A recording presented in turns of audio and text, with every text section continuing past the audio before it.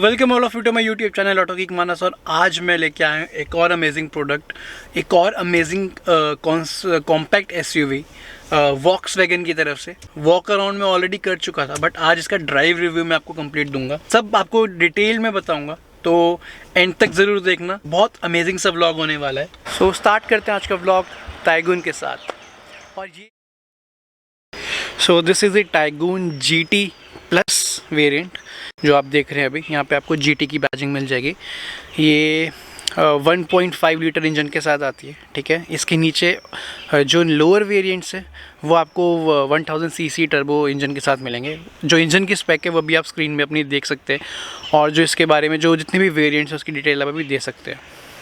तो देखो, मैं इसका वॉक अराउंड ऑलरेडी कर चुका हूँ। आज मेन इसका ड्राइव रिव्यू है, बट स्टिल आपको एक क्विक वॉक अराउंड दे देता हूँ इसमें क्या है क्या नहीं। फ्रंट की लुक की बात करूँ, फ्रंट में आपको यहाँ पे प्रोजेक्टर हेडलैम्प्स मिलते हैं एंड DRLs मिलते हैं।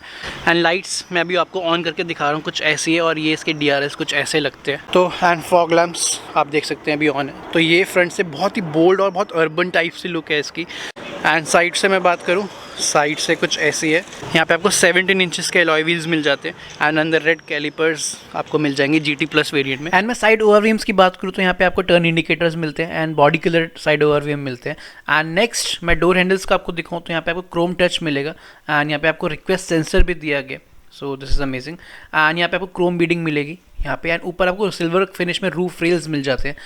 एंड मैं यहाँ पे आपको एक फ्यूल लिड के बारे में आपको दिखा देता हूँ। इसकी प्लेसमेंट यहाँ पे, तो इसमें बाहर से ही one touch open close feature दिया गया है। आप बाहर से ही कर सकते हो ओपन एंड क्लोज इसे। एंड मैं रियर की बात करूँ तो रियर की ये लुक ना बहुत सब्जेक्टिव है, किसी को अच्छी लगती है, किसी को अच्छी नहीं लगेगी, बट मुझे पर्सनली बहुत अच्छी लगती है। यहाँ पे आपको क्रोम का बहुत सारा यूज़ मिलेगा, यहाँ पे नीचे कुछ इस तरीके से। एंड यहाँ पे आपको टाइगून की बैजिंग मिलेगी, यहाँ पे GT की बैजिंग मिलेगी। एंड ये चीज़ जो सबसे मेन है, ये जो कंटिन्यूस लाइट है थ्रू आउट दी बूट, ये बहुत अमेजिंग लगती है रात को। इसको नाम दिया गया इन्फिनिटी टेल लैम्प्स, ये मुझे सबसे अच्छी लगती है इसमें। एंड यहाँ पे आपको रिवर्स कैमरा दिया गया, यहाँ पे रियर वाइपर्स आपको मिल जाएंगे। एंड मैं डोर की बात करूँ सबसे पहले, तो डोर में आपको डुअल टोन में मिलेगा एज यूजुअल, जो वॉक्सवैगन की थीम रहती है। यहाँ पे आपको ये सॉफ्ट टच में मिल जाएगा पूरा। यहाँ पे आपको पावर विंडोज़ और साइड ओवरव्हीम के सारे कंट्रोल्स मिल जाएंगे। एंड यहाँ पे एक सिल्वर ट्रीटमेंट मिलेगा जो कि पूरा आपको डैशबोर्ड के अलॉन्ग मिलेगा, वो मैं भी आपको अंदर जाकर दिखाता हूँ। सीट्स की बात करूँ तो कुछ ऐसी है, ब्लैक और बेज में।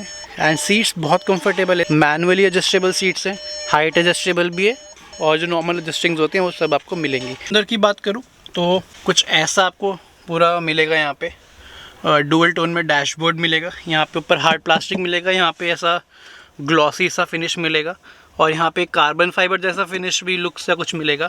और यहाँ पे आपको एम्बिएंट लाइट मिलेगी पूरे डैशबोर्ड में। इसका कंपैरिजन होता है डायरेक्टली कुशाक के साथ, क्योंकि स्कोडा और वॉक्सवैगन अब आप जानते हैं एक तरीके से मैं बोलूँ तो जॉइंट एक ही है। तो बहुत सारे एलिमेंट्स आपको इसमें मिलेंगे मिलते जुलते स्कोडा कुशाक से।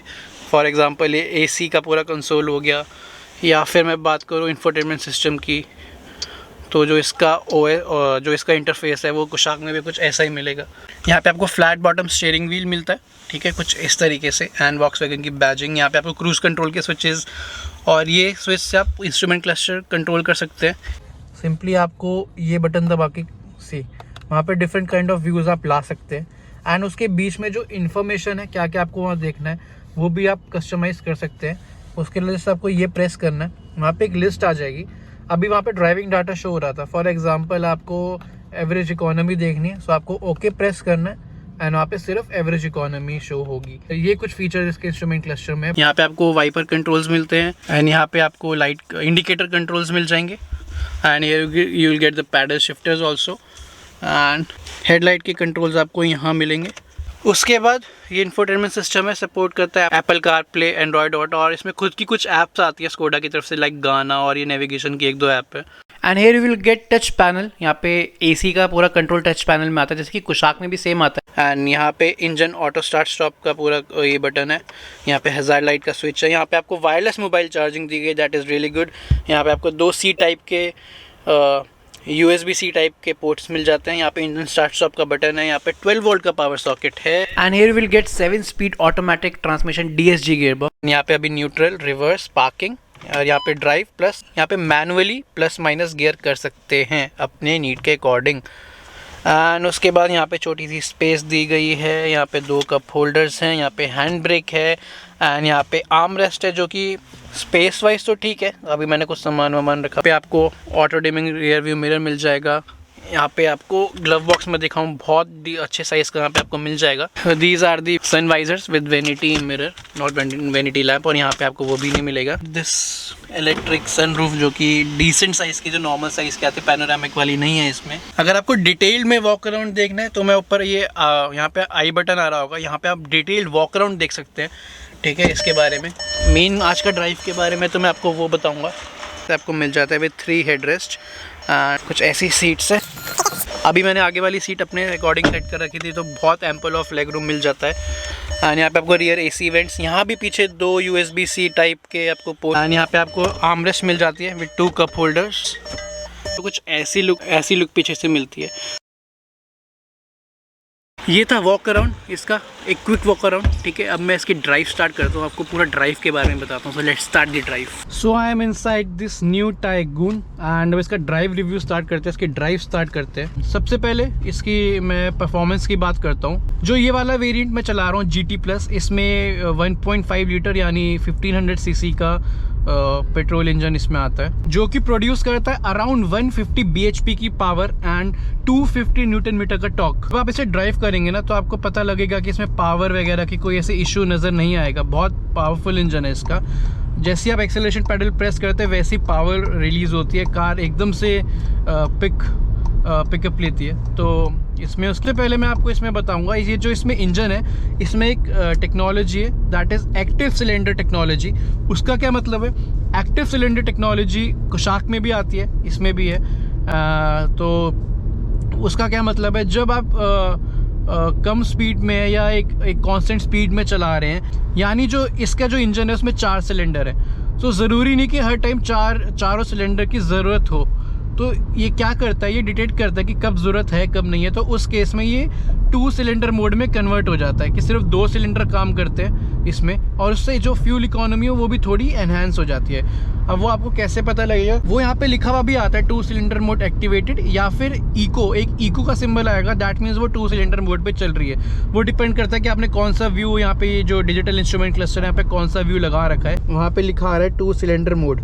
तो ये टेक्नोलॉजी बहुत अच्छी है, फ्यूल एफिशिएंसी भी इंक्रीज़ करती है, प्लस ड्राइविंग एक्सपीरियंस को भी एनहांस करती है। जो नॉर्मल ड्राइविंग मोड है उसमें भी कार इतना अच्छे से परफॉर्म करती है। जैसे अभी मेरी कार चल रही है 50 के अराउंड, तो अभी मैं एक्सेलरेशन पैडल प्रेस करूँगा सी एकदम से, एंड एकदम से पावर निकल के आई सी, कार 95 के अराउंड पहुँच गई इतनी सी देर में। तो आप इससे समझ गए होंगे कि परफॉर्मेंस कैसी है। सी अब जैसे अभी स्पीड ब्रेकर आया है, ये तो इतने ऊंचे स्पीड ब्रेकर को भी एक कार आराम से ओवरकम कर जाती है। या वॉक्सवैगन की कार की जो ड्राइव है ना, वो सच में बहुत एंजॉयबल होती है, एंड आप इसे सच में एंजॉय करोगे इसके टाइगून की ड्राइव को। स्टीयरिंग परफॉर्मेंस भी काफ़ी अच्छा है इसका, बहुत लाइट स्टीयरिंग है, even on the high speed steering बहुत अच्छे से रिस्पॉन्स देता है। एंड मैं सस्पेंशन की बात करूँ तो सस्पेंशन इसकी बहुत अच्छी है। सी जो नॉर्मल रोड्स पे जो नॉर्मल छोटे मोटे जो रेगुलर मैं बोलूँ तो खड्डे वगैरह आते हैं ना, तो उस पर ये कार बहुत अच्छा परफॉर्म करती है। वो आपको कई बार फील भी नहीं होंगे, और आपकी ड्राइविंग सीट तक वो जर्क वगैरह उसका नहीं आएगा।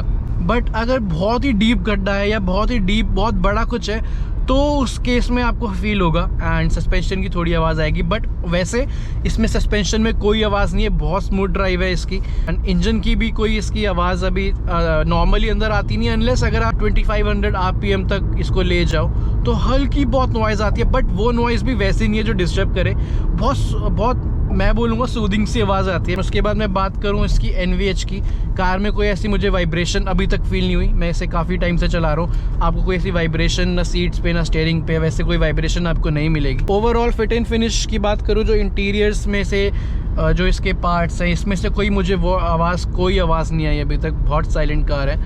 एंड अब मैं बात करता हूँ इसके गियर ट्रांसमिशन की।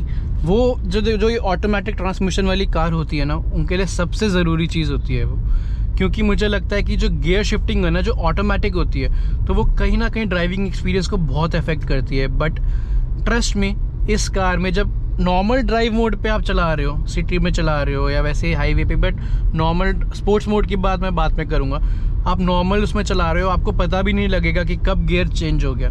एक चीज़ आपको मैं दिखाऊँगा अभी, आई होप उससे आपको उधर एक फ्लाईओवर्स है जिसमें यू टर्न्स है और काफ़ी शार्प टर्न है, तो मैं डिसेंट स्पीड में देखूंगा। बॉडी रोल वगैरह आता नहीं आता वही पता लगेगा। ठीक है, मैंने उधर ले लिया है, सी उधर टर्न आने वाला है आगे, ऐसा पूरा घूम के है। एंड अभी मेरी स्पीड 50 के अराउंड है, मैं इसी में रखूँगा, इससे कम नहीं करूँगा। अभी 50 सी। स्टीयरिंग काफ़ी रिस्पॉन्सिव है इसका, इतने शार्प टर्न्स में भी कार एकदम स्टेबल रहती है, ट्रस्ट मी। एंड हल्का फुल्का बॉडी रोल आपको इसमें फील होगा। अब बात कर लेते हैं इसके स्पोर्ट्स मोड की। स्पोर्ट्स मोड में पावर बहुत ज़बरदस्त आती है। अभी मेरी कार चल रही है ड्राइविंग मोड में, नॉर्मल ड्राइविंग मोड में, ये T435 कह रहा हूँ। मैंने स्पोर्ट्स मोड में डाल दिया, सी अभी स्पोर्ट्स मोड में है। स्पोर्ट्स मोड में भी हाई स्पीड में भी स्टीयरिंग का रिस्पॉन्स आप देख सकते हैं, बहुत ज़बरदस्त है। एंड इसकी आप परफॉर्मेंस देखिए। आई होप आपको कैमरा जस्टिफाई कर पा रहा हूँ। अभी स्पोर्ट्स मोड में कार भाग रही है, it is flying like a rocket, I must say. पंच सा चाहिए ना कुछ, तो आप स्पोर्ट्स मोड इसका बहुत एंजॉय करोगे, ट्रस्ट मी। स्पोर्ट्स मोड में थोड़ी बहुत आपको फ्यूल इकोनॉमी में फ़र्क पड़ेगा। एंड स्पोर्ट्स मोड में एक चीज़ मैं आपको बताना चाहूँगा, सी नॉर्मल ड्राइव मोड में क्या होता है ना, जो गियर चेंज हो रहे हैं, अंदर गियर शिफ्टिंग हो रही है जो, वो बहुत स्मूथ है, आपको पता भी नहीं चलता नॉर्मल ड्राइव मोड में। बस स्पोर्ट्स मोड में क्या होता है ना, स्पोर्ट्स मोड में ना जो फर्स्ट और सेकंड और थर्ड जो गियर्स है ना, वो थोड़े मैक्सिमम लिमिट तक जाते हैं। और ये शायद स्पोर्ट्स मोड में नॉर्मली होता है ऐसा, बट इसमें भी मुझे ऑब्जर्व हुआ, तो इसलिए मैंने आपको बताया। मैं आपको एक एग्जांपल देता हूँ, ठीक है। जब मैं नॉर्मल ड्राइविंग मोड में डाल रहा हूँ ना, तो नॉर्मल ड्राइविंग मोड में सेकंड गियर में अभी है, तो जैसे ये 27-26 के अराउंड थर्ड गियर डल जाता है, ठीक है। बट मैं इसे स्पोर्ट्स में डालूंगा ना, अभी मैंने इसे स्पोर्ट्स में डाल दिया। अभी मैं इसे सेकंड पे लाता हूँ, फिर मैं आपको बताऊँगा थर्ड में क्या है। अभी सेकंड में है, ठीक है, अब सेकंड में आ गया। अब थर्ड में जाने के लिए ना, अब ये 35 के अराउंड आ गई, ये 35 के अराउंड जाके इसका थर्ड गियर पड़ा, तो ये थोड़ा डिस्टेंस ऑफ गियर शिफ्टिंग बढ़ जाता है इसमें। एक ना 0 से 100 वाला टेस्ट हो जाए,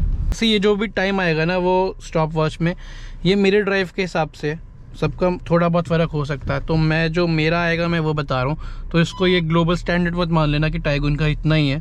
पहले नॉर्मल ड्राइव मोड पे करेंगे, फिर स्पोर्ट्स मोड में एक बार ट्राई करेंगे। अभी नॉर्मल ड्राइव मोड पे, एंड 1 2 3 गो।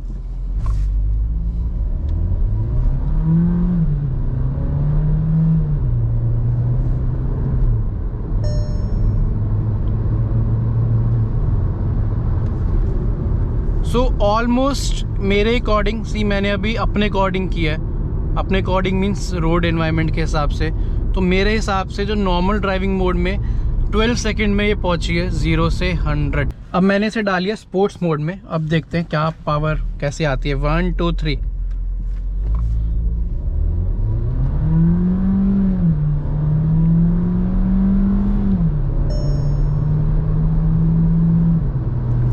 स्पोर्ट्स मोड में ये पहुंची है 0 to 100 अप्रॉक्स 9.5 और 10 के बीच में। तो ये फ़र्क है स्पोर्ट्स मोड और नॉर्मल ड्राइव मोड के बीच में। एंड मैं बात करूँ इसकी फ्यूल इकोनॉमी की, सी मैं इसे जब मेरे पास ये कार आई थी तो इसकी जो फ्यूल इकोनॉमी थी ना वो थी 7 के अराउंड, जो यहाँ पे शो हो रही थी। बट मैं इसे चला रहा हूँ सुबह से। अगर आप डिसेंट ड्राइव करोगे ना, देखो ये मीडिया कार है, तो उसको टेस्ट करने के लिए हमें रफ एंड टफ ड्राइव करना पड़ता है, तो वहाँ पे जो एवरेज होती है वो ऑब्वियसली इफ़ेक्ट करेगी। बट मैंने फिर भी इसे मैं सुबह से थोड़ा नॉर्मल डिसेंट ड्राइव भी करा, तो 7 से इसकी एवरेज पहुँच गई थी 12.5 के अराउंड। एंड जो कंपनी क्लेम करती है वो 16-17 के अराउंड करती है। तो आई एम श्योर कि अगर आप इसे और बहुत डिसेंट ड्राइव करेंगे, हिसाब से जैसे करनी चाहिए वैसे ड्राइव करेंगे, तो पक्का ही आपको 15 के आसपास एवरेज दे देगी। जो इसका रिवर्स कैमरा है ना, सी उसकी थोड़ी क्वालिटी ना थोड़ी और बेटर हो सकती थी। अभी ना मतलब एक तो वैसे फुल स्क्रीन में नहीं आता, एंड जो क्वालिटी है ना थोड़ी और इम्प्रूव्ड हो सकती थी। तो ये मेरा एक पॉइंट है इसमें। अगर आप इस कार को लोगे ना, तो आपको एक इशू शुरू में आएगा, वो की है जो ये इंडिकेटर और वाइपर की कंट्रोल। जो यूजुअली वाइपर होता है लेफ्ट में और इंडिकेटर होता है राइट में, बट इसमें उल्टा है, तो आपको थोड़ी आदत डालनी पड़ेगी, पर वो डल जाएगी। आई थिंक इसमें कोई ऐसा बड़ा इशू नहीं है। सो आई होप आपको काफ़ी कुछ जानने को मिला इस टाइगुन के बारे में, इसके ड्राइविंग एक्सपीरियंस के बारे में, फीचर्स के मामले में। तो अब टाइम आ गया व्लॉग को एंड करने का, इस ड्राइव को एंड करने का। एंड ट्रस्ट मी, ये कार बहुत अमेजिंग है। मैंने इतना smooth gear shift I think इस मतलब वन ऑफ द बेस्ट मैं कह सकता हूँ कि बहुत अच्छी ट्यूनिंग की गई है overall engine and transmission and gear box को लेके। This is all about this Volkswagen tycoon and I hope आपको व्लॉग अच्छा लगा हो, काफ़ी कुछ जानने को मिला टाइगून के बारे में। अगर आप इस सेगमेंट में कॉम्पैक्ट एसयूवी देख रहे हैं तो अगर आपका इतना बजट है और इसके कंपैरिजन में कुशाक भी आती है, क्रेटा भी आती है, ठीक है, तो मैं इन दो कार्स के बारे में बोलूँगा क्योंकि ऑब्वियसली ये काफ़ी चल रही है मार्केट में। बट एक चीज़ मैं बोलूँगा, जो प्रीमियमनेस इस कार में है, जो इसका ड्राइविंग एक्सपीरियंस है, ड्राइविंग फील है, चाहे मैं वो सस्पेंशन की बात करूं या फीचर्स की बात करूं, और जो ओवरऑल लुक है इंटीरियर्स की चाहे एक्सटीरियर की जो लुक है, काफ़ी प्रीमियम लुक है एंड काफ़ी प्रीमियम फील कराती है। प्रीमियमनेस के साथ साथ परफॉर्मेंस चाहते हैं इस सेगमेंट में तो you can surely go for Taigun. So end करते हैं आज का व्लॉग, मिलते हैं नेक्स्ट व्लॉग में। Till then take care, good bye.